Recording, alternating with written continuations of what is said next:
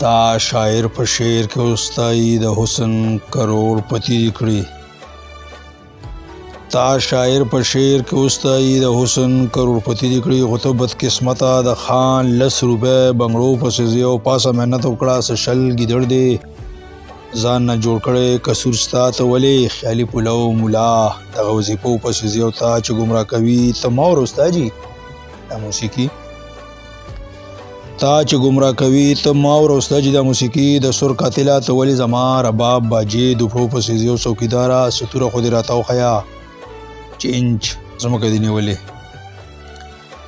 څوکیداره ستوره خو دې راته وښیه چې انچ زمکه دې نیولې ته ولې کام غولوې تر څو به دې ډرامې نغمو پسې ځې او تا ته چې ما ویل غاړه راکړه و پښتنې جینۍ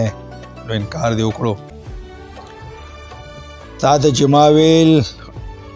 غاړه راکا و پښتنې جینۍ انکار دې وکړو ښه نو ته اوس ملایڼه شوې برکه دې واچوله پښتو پسې ځې او خبریاله د خر بچیه ته ولې حقه خبره نه کړې ټیټ سترګې ضمیر فروشه خاموشه ته به تل ډالر پیسو پسې ځې او ستا د حسن تعریف چې وکړم نو راته بې شرمه وایي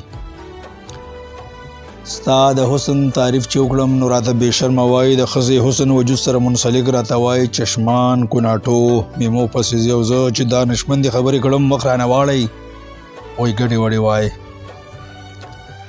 زه چې د دانشمندۍ خبرې کړم مخ رانه واړئ وایي ګډې وډې وایي د رڼا جهالت کېدو ته به تل دغه افسانوي تاریخ لطیفو پسې ځې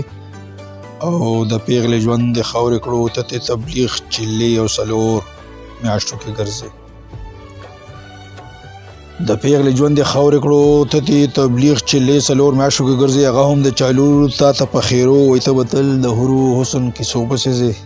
او آخري شعر د مقطع چې دغه شاعر صمد خلیل تا ته چې حقې خبرې کړي او حق لار درته ښایي دغه شاعر صمد خلیل تا ته چې حقې خبرې کړي او حق لار درته ښایي ته یې نظریه هېره کړې کافرې کړې تش